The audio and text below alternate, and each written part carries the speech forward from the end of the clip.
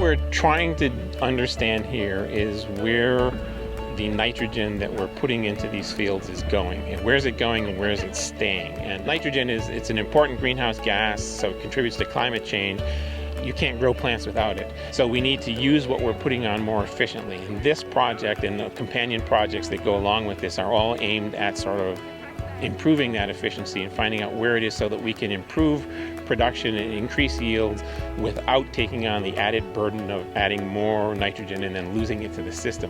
One of the reasons that we look at nitrous oxide is that what we've come to understand over the last number of years is that it's not just about the greenhouse gases. Nitrous oxide emissions are also sort of a performance indicator. If you've got a system that loses a lot of nitrous oxide, it's just basically a leaky system all the way around, and you're not getting the most efficient use of your nitrogen.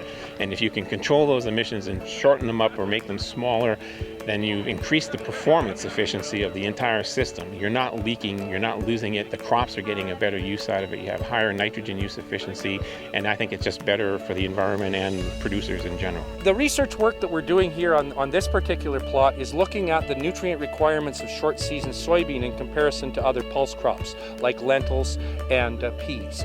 And the reason why we're interested in short season soybeans is because they're an emerging crop here in Saskatchewan.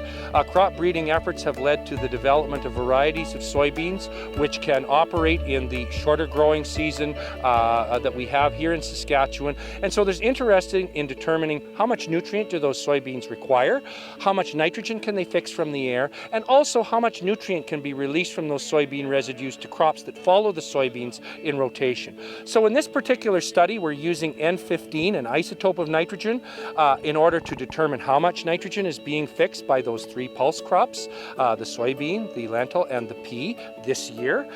We're looking at the uptake of soil nitrogen using N15 and resin membrane PRS probes as a tool to measure the dynamics of nitrogen in the soil this year.